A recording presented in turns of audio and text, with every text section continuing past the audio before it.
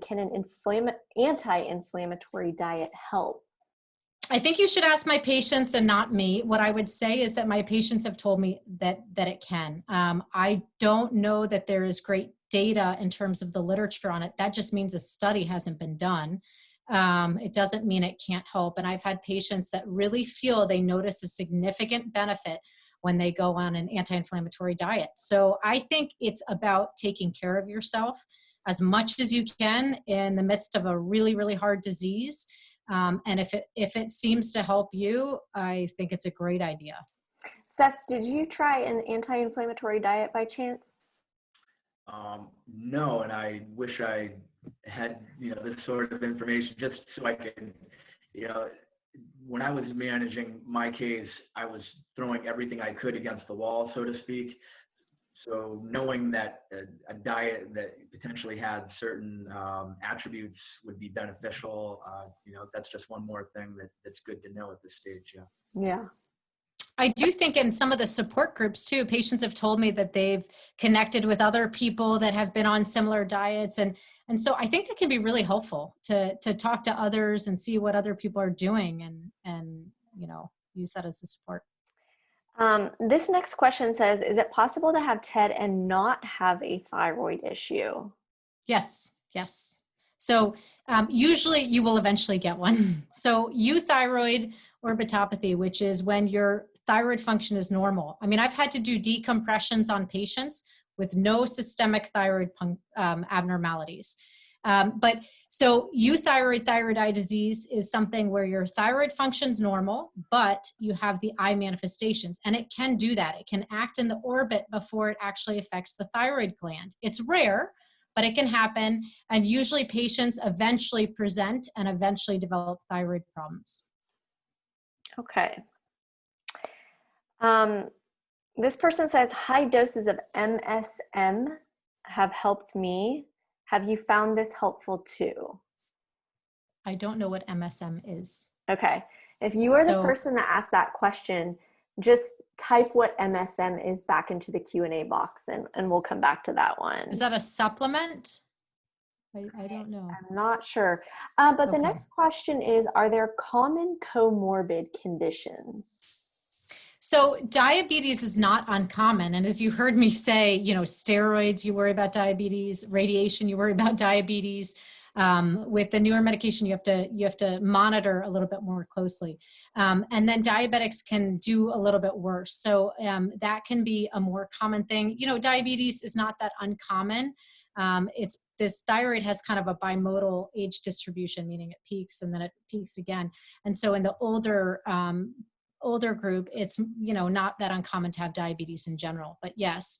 And then autoimmune disease in general, it's not uncommon for patients to have more than one autoimmune disease. And so that's always something to be aware of as well. It certainly doesn't mean that you will have another one. So I don't mean to imply that, but there are patients who have multiple autoimmune issues. And that's why I bring up the inflammatory bowel disease thing that's important to realize. Okay, here's another question. How do you differentiate TED from dry eyes with aging that may happen to be in someone with nonspecific hypothyroidism without a clear history of Graves? Okay, first of all, you can get thyroid eye disease related to hypothyroidism with no Graves. It can happen with hypothyroidism. It can happen with Hashimoto's thyroiditis, Graves' disease, and euthyroid. And I think the best way is to go see an ophthalmologist because there are things that we can look at that can tell us, okay, this is related to thyroid or it's just dry eyes. In some cases, it may not be as clear if it was that you had a slight active case that was very mild, but we would really want to make sure you're treating the dry eyes either way. So if you have significant dry eyes, you want to make sure you're treating that aggressively because it's known to be inflammatory. It's an inflammatory condition. So we want to treat it and stop that cycle. Okay, this is a really good question that someone just put in here. Since we have an FDA-approved therapy now, which you talked about, they're asking about radiation therapy. They're asking basically, are some of these other treatments that we have used in the past that you went over no longer recommended because we have a new treatment? Like, are they now removed from guidelines? I think there will be certain patients for whom those treatments make sense. I think, the studies looked at early on. So if you look at the way the studies were designed for Tepezza, for teprotumumab, it was patients within 9 months of onset of disease. That's how the studies were designed. That is not the FDA indication. This is just study design. Early on with significant disease activity, okay? So the FDA approval is for patients with active thyroid eye disease. Okay, so it's for the treatment of thyroid eye disease. That's it. And it's very broad. And I think that's important because it may be that patients that don't have activity or signs of activity or later on or more chronic, and patients that don't fit into that criteria for study purposes may actually really benefit from it. And that we don't know yet, and we're finding out. But I do think that it will change how we manage this disease.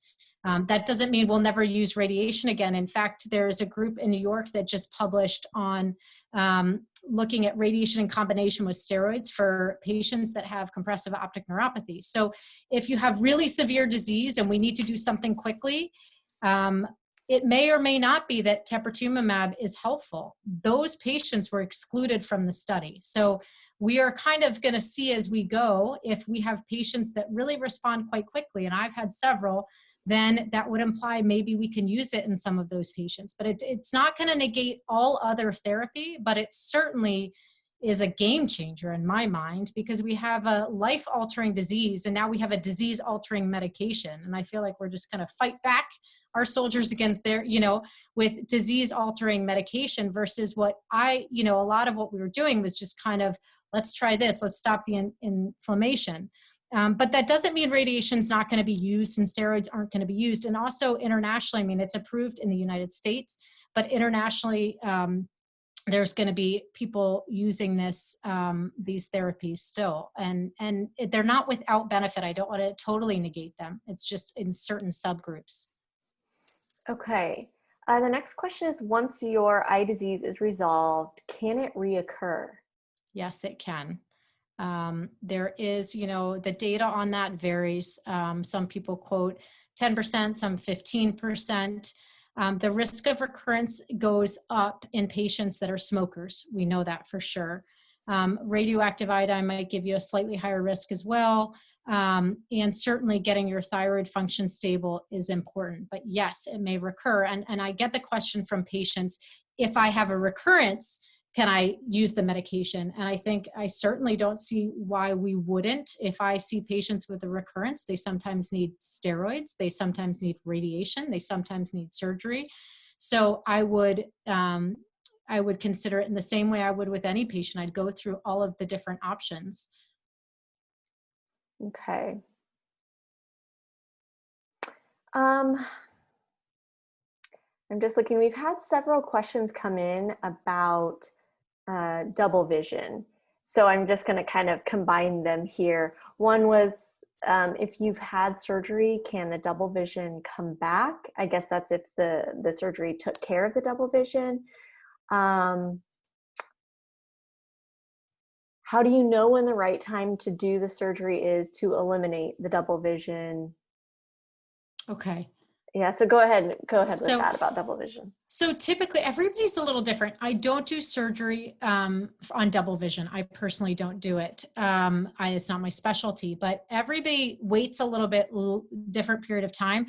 My surgeons that I work with wait 6 months for stability. So what they're looking for is to get the same measurements to make sure it's not shifting, because as we know, if there's still active disease and things are shifting and they fix it, then it could go off again. And then the other question you said, can you remind me?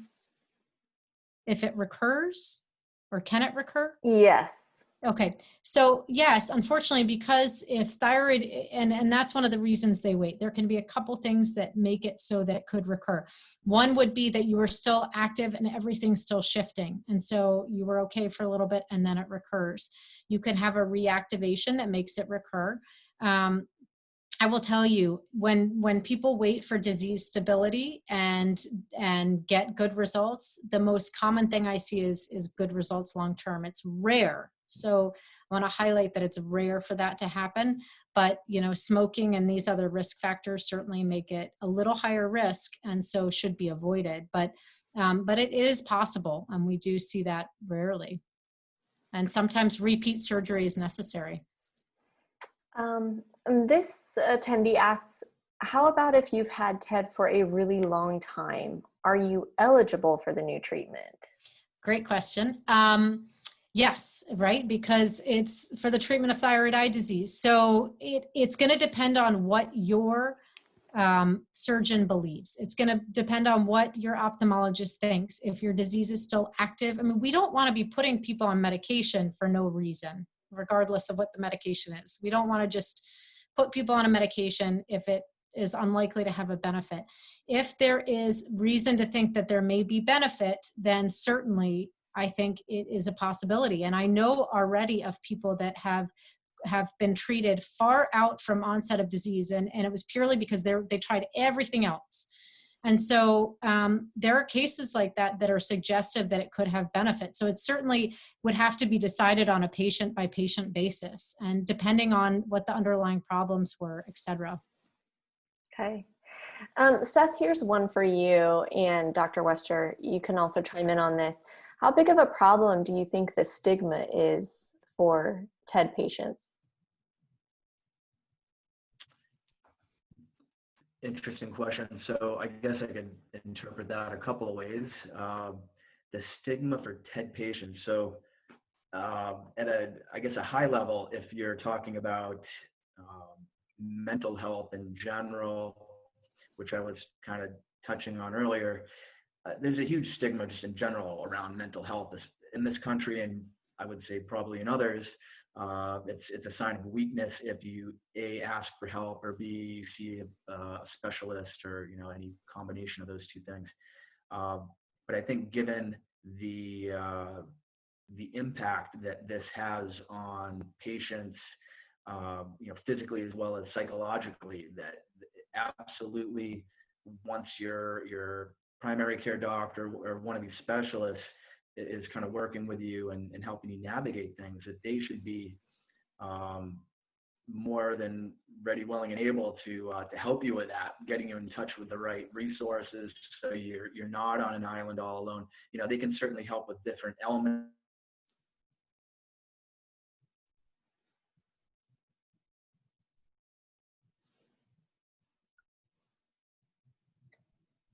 I think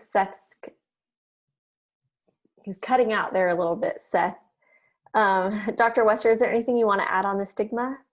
I mean, I think he did a great job. And I would say from what my patients share, it's an issue. And facial perception, we've had nice talks at some of our meetings on perception and what the change in the eyelid position does to people's perception of you. And which led me to wonder, what about in patients with thyroid eye disease? And certainly we know that some of these changes does seem to alter perception. And so I don't know that from the receiving end, but certainly it seems my patients have shared with me that that's an issue. And so we're trying to get ahead of that one. Here's a good question. Can Dr. Wester share some general tips for maintaining good eye health? Sure. So don't rub your eyes. It's number one. People rub their eyes like crazy. And if we're all trying to make our eyes look better, your eyelid skin is the thinnest skin in your body. And if you rub it, you'll have more lines and wrinkles. So when you take your makeup off, do it gently and rub it gently, and don't rub like crazy. But rubbing your eye also causes some irritation to the eye, and then you'll get more itching and more irritation.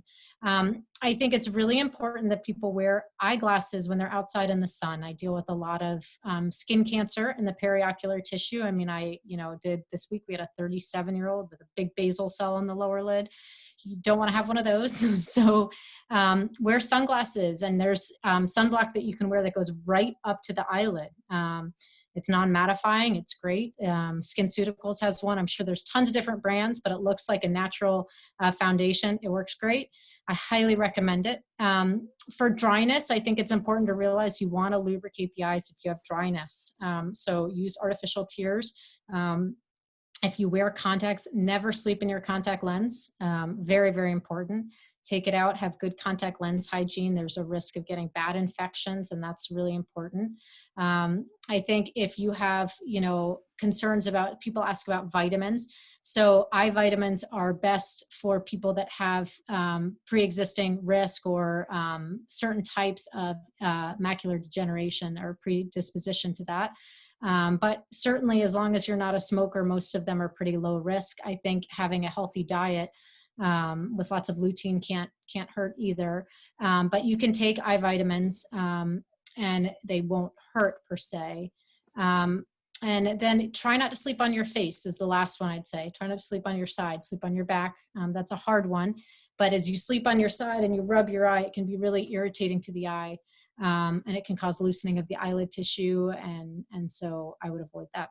Those are kind of a summary. I don't know if I got through everything. I think it's good. And then I would also say once a year, you should go to the eye doctor and make sure they test your pressure and everything like that's really important.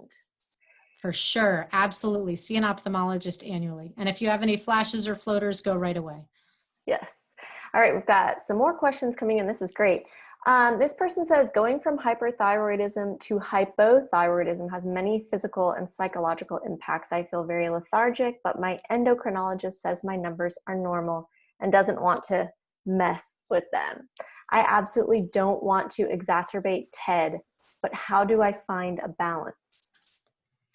I don't know the answer to that question, but I know that I hear it a lot. And I think it's got to be really, really hard because sometimes the numbers are getting treated, but people feel differently than the numbers. And so I would really encourage you to talk to your endocrinologist because it can't feel good to feel lethargic.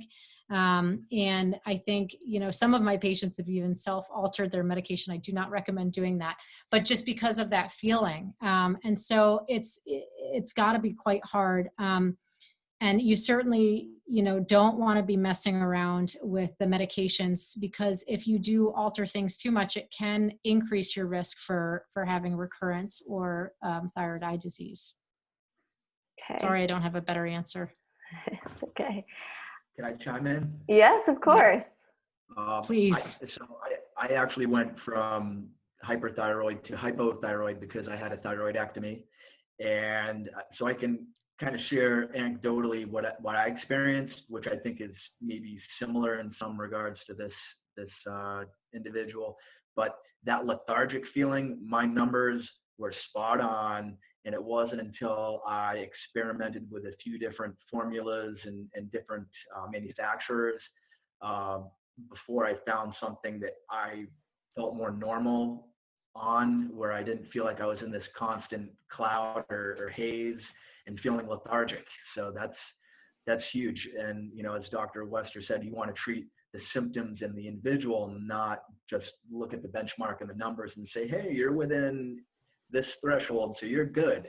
Well, maybe you're not. So that's all I wanted to share. But yeah, that's a tough situation. I've heard that too, Seth, that patients find different formulations to have a different effect and feel much better with certain formulations. There's some generics that people really have issues with. Okay. This says, Dr. Wester, can you talk more about Actemra? The tocilizumab. Tocilizumab. Yeah, tocilizumab. Sorry. Okay.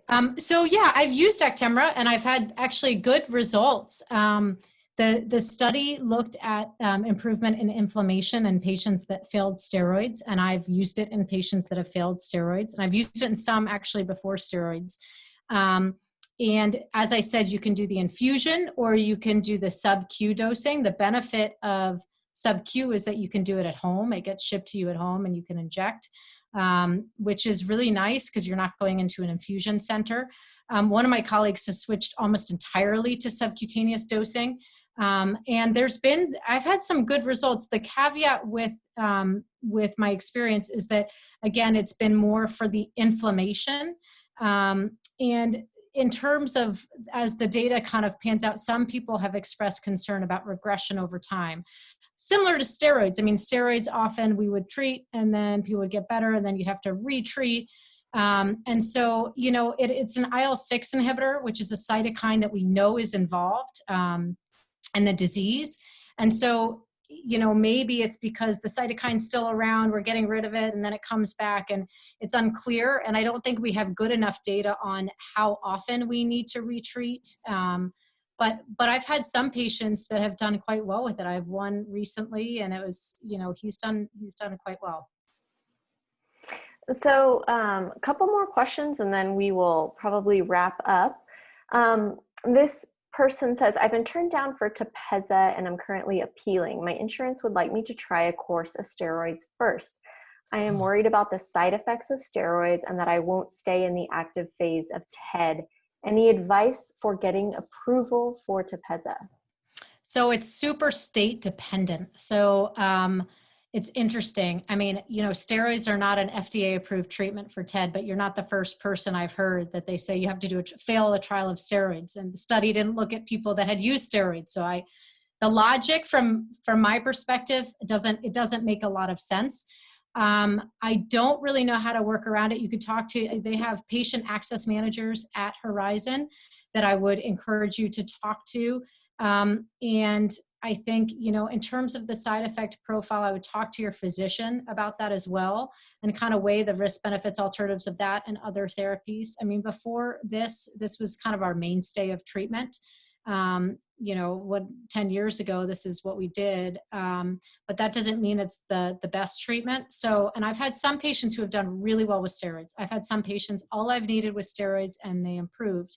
But I, like you, get concerned about side effects and just kind of the mechanistic way that it works versus teprotumumab. So I would encourage you to talk to your patient access manager at Horizon, talk to your physician, and just see if there's any way around it. But know that you're not alone. I know other people are dealing with this. I have colleagues that are saying their patients have to fail steroids.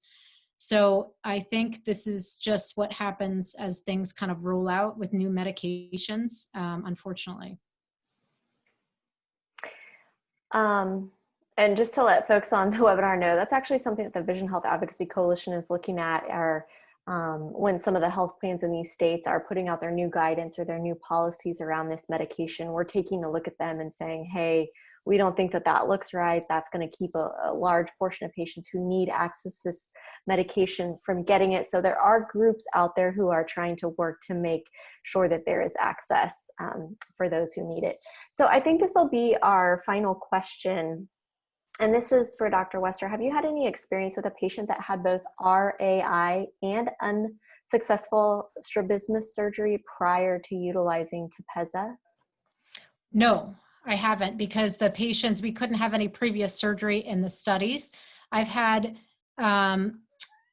patients with radioactive iodine, and I'm trying to think if any of my colleagues since launch have had, since it was approved. I haven't. Radioactive iodine is not an issue for me in terms of, and previous strabismus. I mean, if there's still disease activity, I don't see that as an issue. If that's the question, is it an issue? I don't, just the way studies are designed is to get as clean data as possible. That doesn't mean other patients who didn't meet study criteria aren't candidates for therapy. And that's a key thing to differentiate. So I don't see that as being an issue, but I don't have personal experience with that. Okay. I would probably use it if I had someone recur, actually. If they had strabismus surgery and then they had a recurrence of disease, it would probably be my first line. I've had several people ask to please repeat the name of the medication for them. I'm sorry, I'm talking too fast. So it's called teprotumumab. And the trade name is Tepezza. That is the one that was just FDA approved. Is that the one? Yeah, that's the one they're asking about, the one that's infused. Okay. Yeah, exactly. Okay. Well, we've pretty much tackled all the questions, but it was great. We got through at least 20 questions there, so that's awesome. I just want to thank Dr. Wester and Seth for joining us today, for lending their expertise as we are trying to help patients, caregivers, and clinicians understand more about thyroid eye disease. how you can live well with it, how you can overcome it, and what treatment options might be available to you. So I'm going to be following up with everybody that's been on this webinar today with an email with some more information. We had some other questions, about like, hey, do you know any, surgeons in California? One person from Montreal, Canada asked, so I'll follow up with those people individually. But we really want to thank everybody for joining, and Seth and Dr. Wester for being with us tonight, and we will follow up with an email to everybody. So thank you so much for joining. Thank you so much. Thank you.